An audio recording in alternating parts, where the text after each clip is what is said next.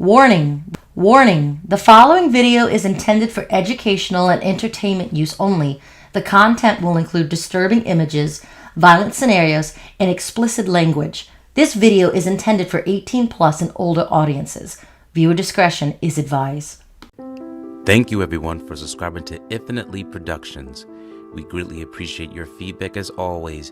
And before we get started in this video, we would like to give a shout out to all the people that always showed us love on our channel and give us positive feedback despite even if we make some of our own mistakes. So let's just give a moment in time, show our contributions to those who send us love. We really thank you, and here's your shout out. Alright, now let's get started with this video.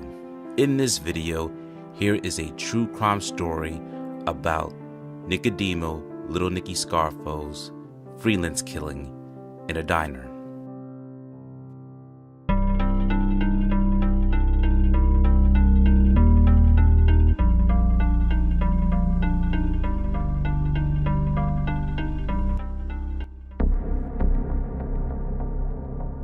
Here we are in the heart of South Philadelphia at 302 Oregon Avenue, Philadelphia, Pennsylvania. As you know, especially in the digital age where restaurants and certain food chains are slowly decaying and depreciating. However, we do want to give our service to the Oregon Diner. It is still a beautiful restaurant. However, we do have to be truthful about certain historical events that have taken place here. On May 25th, 1963, a horrific event happened here in the South Philadelphia Oregon Diner. One day, Little Nicky Scarfo, along with his peers, Salvatore Chuckie Merlino and Matteo, had accompanied him at the Oregon Diner to have breakfast. When the entourage had arrived at the diner, they bumped into a longshoreman named William Dugan, and is depicted in Philip Leonetti's Mafia prints as a big Irish guy. That's how they describe his physique and description. There is no pictures of William F. Dugan. However, we'll do the best we can based on some news reports so you can get a background image of this character. When William F. Dugan and Nicky Scarfo had encountered each other, they both have a dispute over the seating area around the seating booth. Both men had gotten into a heated argument about who should sit where and who was there first.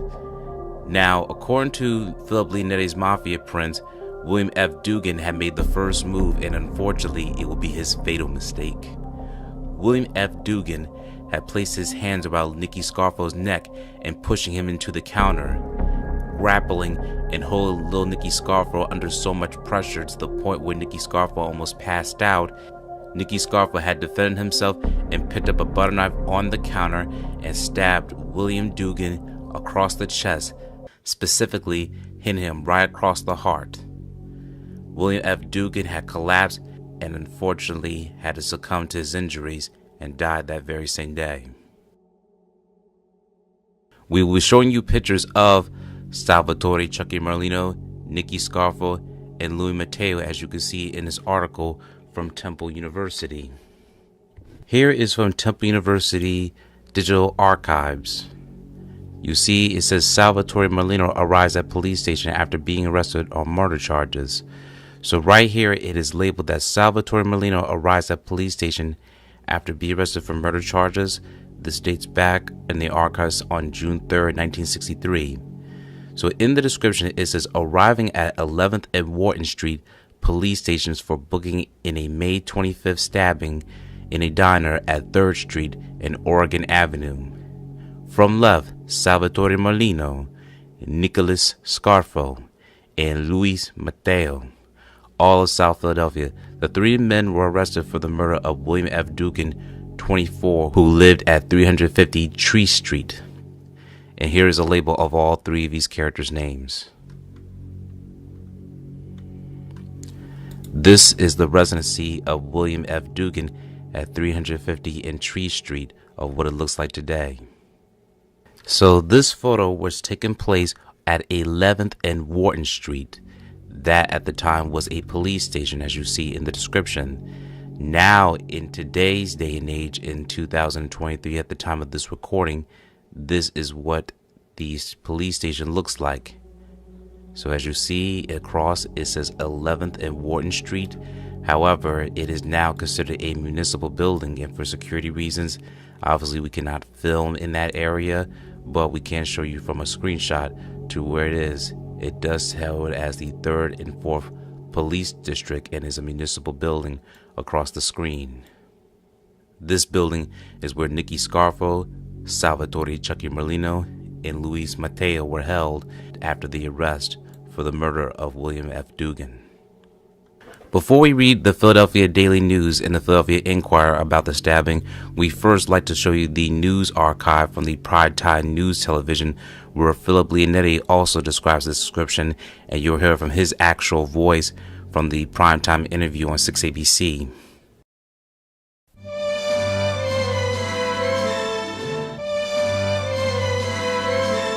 By the way, he is also in disguise, so this is not his natural look.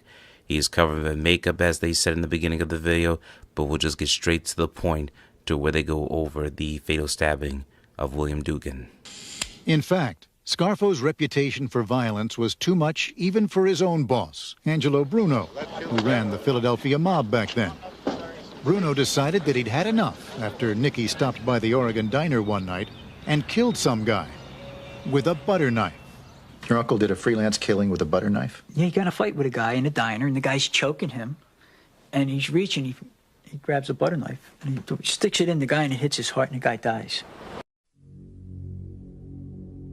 Now we'll be reading from the Philadelphia Daily News. As you can see, it says homicide suspects Luis Matteo, Nicky Scarfo are led from the police wagon into 11th and Wharton Street Police Station. This is Matteo and Nicky Scarfo. 3 men give up in slaying at diner.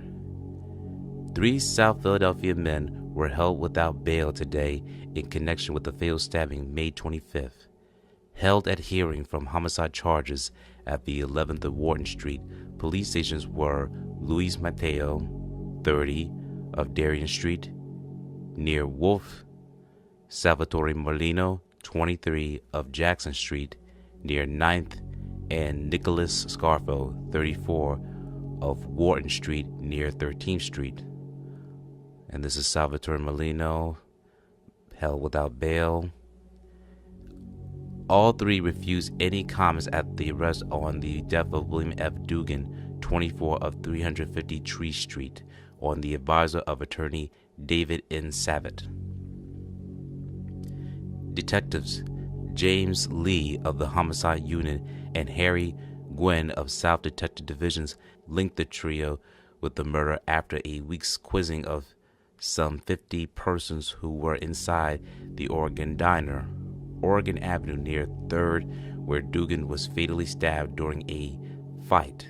The fight broke out, said Lee and Gwynn, when Dugan left one booth in the diner to talk to a friend in another booth, then returned to find the 3 defendants sitting in the first booth. All 4, said witness, began slugging each other with their fists after a heated exchange to sit in the booth. In the melee, Dugan fell to the floor, fatally stabbed, and the trio ran out to the car and sped away. It was until last Sunday that Lee and Gwynn published the identity of the 3 men who had battered with Dugan. Matteo, also known as the Chicago Louise, is a bartender. He once served in the Camden County Prison for carrying a concealed deadly weapon and was arrested 11 times on gambling. Scarfo, an unemployed maintenance worker, once was fined $75 and put on a year's probation after a gambling arrest. He also was arrested for assault and battery.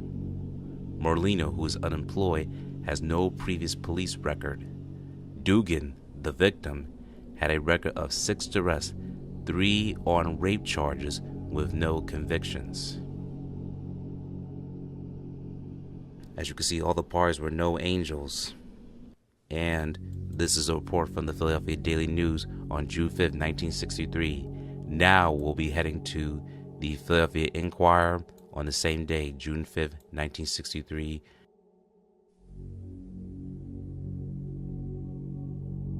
3 men are held for fatal stabbing.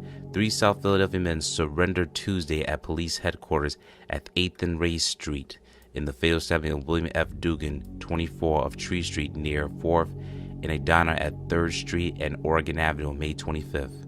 Surrendered by attorney David N. Savith were Luis Matteo, alias Chicago Luis, 30th of Darien Street near Wolf Street, a bartender Salvatore Merlino, 23 of Jackson Street near 10th, an unemployed, and Nicholas Scarfo of Wharton Street near Broad maintenance worker. Police said the stabbing followed a dispute between Dugan and the suspects over the occupancy of a diner booth. The 3 will have a hearing on homicide charges at the 11th and Wharton Street's police station on Wednesday. So that concludes both the articles, the Philadelphia Inquirer and the Philadelphia Daily News, of those reports.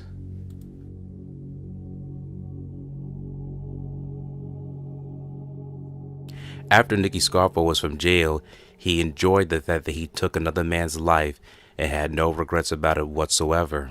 In fact, according to Philip Leonetti's Mafia Prince, Nicky Scarfo loved to charade and give a performance to how he demonstrated to how the guy had leaped and attacked him, and then Nicky Scarfo ended up killing him with a butter knife. He loved to give demonstrations in front of his crew and audience, and was delighted to take another man's life from him. And he would love to set the precedent of it being another mark of another killing that he did when he was younger, and the more to come when he becomes the leader of the Philadelphia criminal underworld. While many people in the Philadelphia crime members were happy for Nicky Scarfo's attack, his boss, the Godfather Angelo Bruno, was not too happy. Due to Scarfo's reputation of being a notorious gangster and killer, it has been reported that Angelo Bruno had Nicky Scarfo banished to Atlantic City. However, some reports dispute this claim. In fact, according to Philip Leonetti on Patrick Bet-David's interview on Value Entertainment, he said that it was not Angelo Bruno who banned Nicky Scarfo.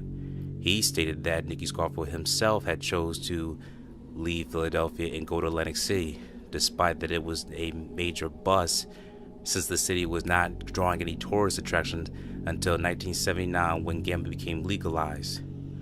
Once gambling became legalized and the mafia had control of the unions, casinos, and other different resources, therefore Scarfo was ready to become king once certain leaders were no longer in their place.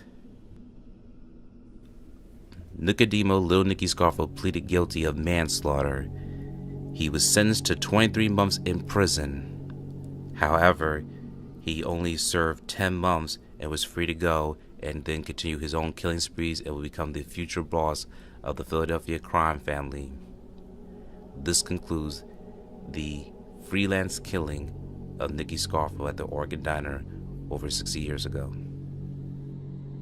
Thank you for watching this video. Please subscribe to our channel and check out more of our content.